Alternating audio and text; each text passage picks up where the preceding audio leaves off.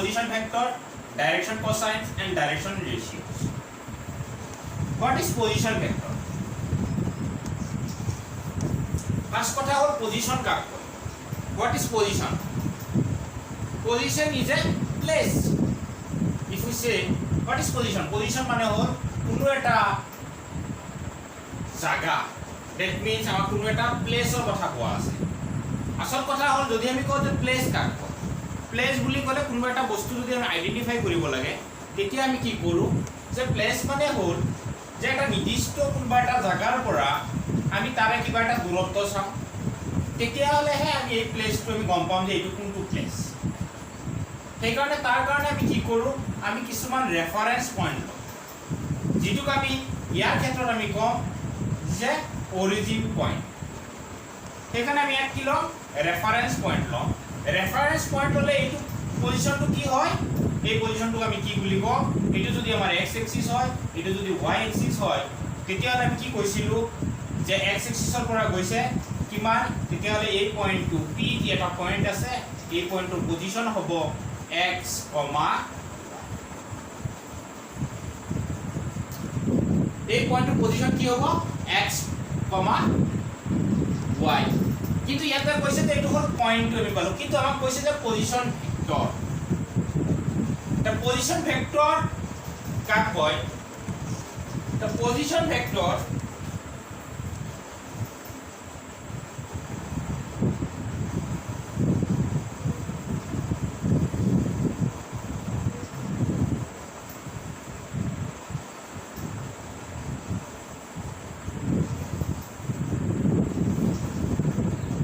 ইয়াক আমি position vector কাক কম, পজিশন ভেক্টৰটো হ'ব যদি আমি অৰিজিনৰ পৰা এটা লাইন ড্ৰ কৰোঁ অৰিজিন টু পি, যাৰ starting point is origin and p is a ending point, that means this one is called a position vector. In the three dimension কি হ'ব, এটুক আমি x ধৰো, থ্ৰি ডাইমেনশন এটুক আমি generally কি ধৰো y, এটুক আমি কি ধৰো z. The point of P will be x, y and z.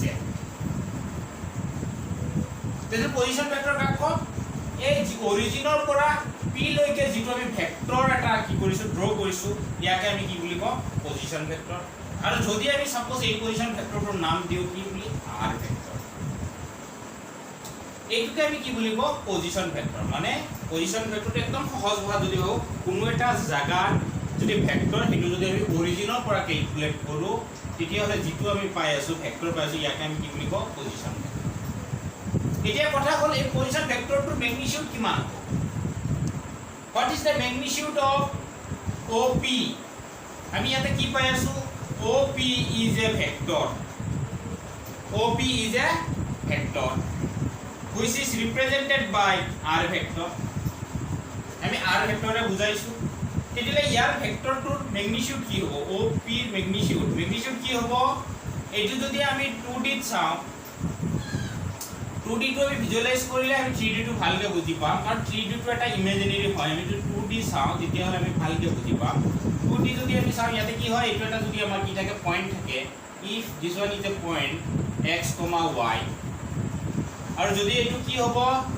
ওৰ পৰা p লৈকে গলে এইটো কি হ'ব OP vector, that means r। যদি আমি এটা x যদি হয় এইটো যদি y হয় তেতিয়া যদি আমি ইয়াতে পাৰপেন্ডিকুলাৰ, if we draw a perpendicular on OX ৰ পাৰপেন্ডিকুলাৰ ড্ৰ কৰিলে কি হ'ব, this one is a right angle triangle. Therefore using the law of Pythagoras or Pythagoras theorem তেতিয়া আমি কি পাম r ভেক্টৰ, ইয়াতে ভেক্টৰটো কি কৰিব লাগিব মডুলাস ইকুৱেল টু কি হ'ব o, suppose this one OM square plus NP square. What is OM? OM মানে কি বুজাইছে, যদি পয়েন্টটো x, y হয় this is মানে ইয়াৰ পৰা এইখিনি হ'ব x আৰু ইয়াৰ পৰা এইখিনি কি হ'ব আমাৰ y, that means x square plus y square. কিন্তু আমাক লাগে কি ম্যাগনিটিউড অফ পজিশন ভেক্টর ম্যাগনিটিউডটো কি হ'ব যদি আমি ৰুট ওভাৰ ইফালে স্কয়াৰটো ইফালে গুচাই দিও তেতিয়া ইফালে কি হ'ব x স্কয়াৰ প্লাস y ঠিক সেইদৰে যদি তিনটা এক্সিস থাকে তেতিয়া কি হ'ব root over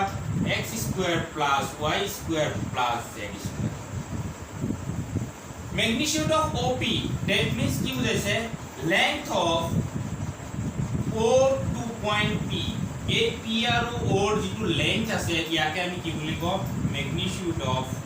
R vector that means position vector এইটোকে আমি কি বুলি কম position vector যদি কয় আৰু এটা আছে সাপোজ এইটো Q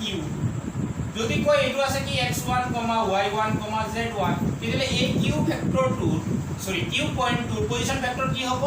যে আমি কি কৰিব লাগিব ওৰ পৰা কি লৈ এটা লাইন কিউ লৈ এটা লাইন ড্ৰ কৰিম আৰু যেটো লাইন ড্ৰ কৰিলো এটোক আমি ভেক্টৰ ৰিপ্ৰেজেন্ট কৰিলে ইয়াকে আমি কি কম O Q vector and this one is called as a position vector of point q ইয়াকে আমি position vector of কি বুলি কও কিউৰ position vector ইয়াকে আমি যদি নাম দিও যে এটো r1 ভেক্টৰ তেতিয়া হলে r1 ৰ ম্যাগনিটিউড কি হ'ব r1 ভেক্টৰৰ ম্যাগনিটিউড হ'ব root over কি হ'ব x1 square plus y1 square plus z1 square এইখিনি হল আমাৰ মোৰ পজিশন ভেক্টৰটোৰ মেইন কনসেপ্ট নেক্সট আমি চাম direction cosine next topic is what is direction cosine direction cosine কাক কয় ডাইরেকশন কোসাইন কাক কব যদি আমি কও যে OP ভেক্টৰৰ ডাইৰেকশন কোসাইন কি হ'ব তেতিয়া আমি কি কৰিব যে OP ভেক্টৰবোৰ এই যেটো এটা ভেক্টৰ পালো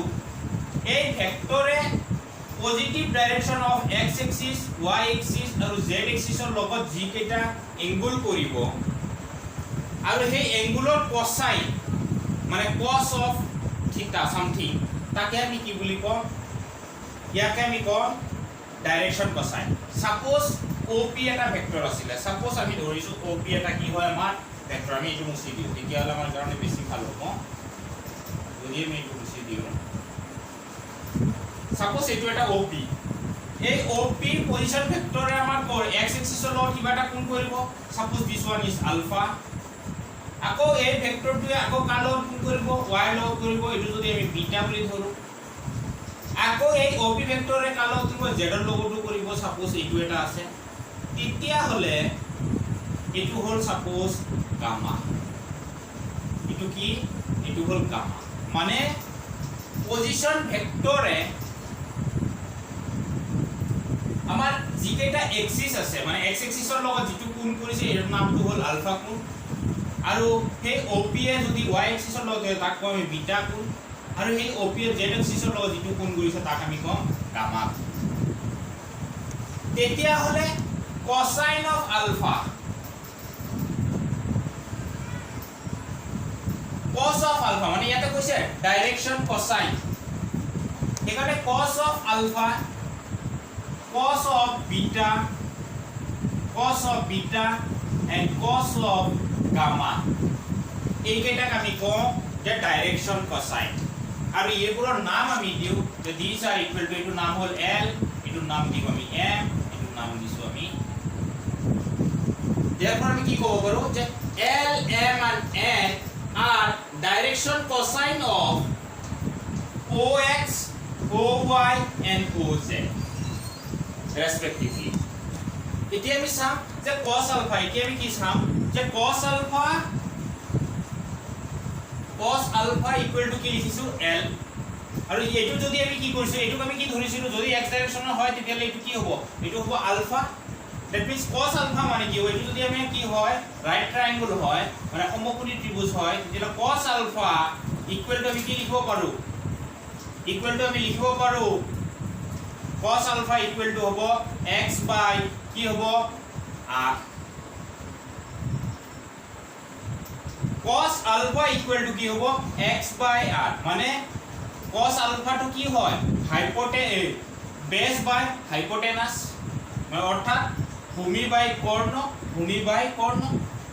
that means কর্ণ মানে কি কৰ্ণটোৰ আমাক কি লাগিব লেংথ এটো এটা পজিশন ভেক্টৰ আছিল ঠিক এইদৰে ইয়াৰ ক্ষেত্ৰটো একেই যেহেতু ইয়াতে কেইটা আছে তিনিটা খালি জাস্ট এক্সিসটো আমাৰ কি হৈছে এটো হল 3D এটো হল 2D কিন্তু আমি ইয়াত ভিজুয়ালাইজ কৰাটো কাৰণে আমাৰ কাৰণে সুবিধাজনক হয় সেইকাৰণে আমি এইটো এক্সাম্পল বেছিকে লও ইয়াত আমি কি কৰো এইটো একচুয়ালি এই এক্সিসটো একচুয়ালি কোন ফালে আছে একচুয়ালি ওপৰ ফালেহে আছে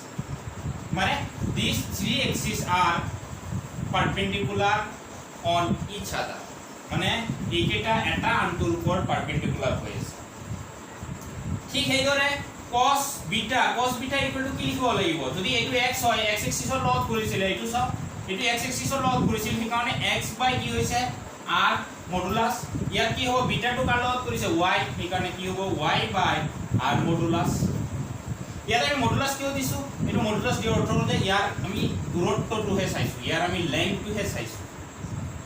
সেইকাৰণে আৰু cos beta cos gamma equal to কি হ'ব z বাই কি হ'ব r vector that means l equal to এইটো মানে কি এইটো মানে হ'ল l এইটো মানে কি আছিল m এইটো মানে কি আছিল n that means আমি কি পালো যে ডাইৰেকশন কোসাইনটো আমি যদি এংগল দিয়া থাকে তেতিয়াও আমি উলাব পাৰিম এটো যদি এংগল যদি দিয়া থাকে ডাইৰেকশন কোসাইন উলাব পাৰি আৰু যদি এংগল দিয়া না থাকে যদি অনলি পয়েন্ট দিয়া থাকে সেই পয়েন্টৰ পৰা আমি ডাইৰেকশন কোসাইন উলাব পাৰিম কেনেকুৱাকে এই ফৰ্মুলা ইউজ কৰি আমি এইটো ফৰ্মুলা ইউজ কৰি আমি কি কৰিব পাৰিম যে l equal to x by modulus r vector that means r vector means op vector r vector means op vector which is etu equal to কি আছিল x by root over x square plus y square plus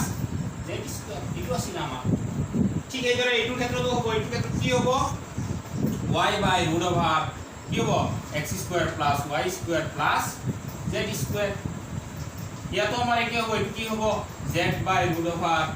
x square plus y square plus z square মানে আমি direction cosine উলোৱাৰ কেইটা পালো ইয়াতে দুটা পালো এটা হ'ল যদি আমাৰ এংগল দিয়া থাকে তেতিয়া হলে আমি কি কৰিম ডাইৰেকশন কোসাইন উলাব পাৰিম cos আলফা লগাই দিম তেতিয়া হৈ গ'ল cos বিটা cos গামা আৰু এটা আমি কৰিব পাৰিম কি যদি x টু পয়েন্টটো দিয়া থাকে তেতিয়া হলে আমি কি কৰিম যে এই পয়েন্টটোৰ পজিশন ভেক্টৰ উলাই লম পজিশন ভেক্টৰটোৰ ম্যাগনিটিউড উলাই লম x বাই ম্যাগনিটিউড কৰি দিম হৈ যাব এইটো হৈ গ'ল আমাৰ ডাইৰেকশন কোসাইনৰ হৈ গ'ল নেক্সট আহিব ডাইৰেকশন ৰেশিও এতিয়া আমি ইয়াৰ পৰা এটা বস্তু গম পালো তেতিয়া আমি লিখিব পাৰো যে x মানে হ'ল l ইনটু এটো ইয়াৰ পৰা আমি এটা বস্তু লিখিব পাৰো implies that from first line x equal to l into এটো r modulus ঠিক সেইদৰে y equal to আমি কি লিখিব পাৰো m into কি লিখিব পাৰো r modulus ঠিক সেইদৰে z equal to আমি কি লিখিব পাৰো z equal to আমি লিখিব পাৰো n into কি হ'ব r modulus এটো আমি লিখিব পাৰো তেতিয়ালে আমি ইয়াৰ x ৰ জাগাত আমি এটো লিখিব পাৰো যে l into r modulus m into r modulus and r vector modulus and n into r vector modulus এটা ডাইরেকশন রেশিও কাক কয় ডাইরেকশন রেশিও কোন মানে হল এই x y আৰু z কে কোৱা হয় ডাইৰেকশন ৰেশিও এই x y আৰু z কি বুলি কোৱা হয় ডাইৰেকশন ৰেশিওস বুলি কোৱা হয়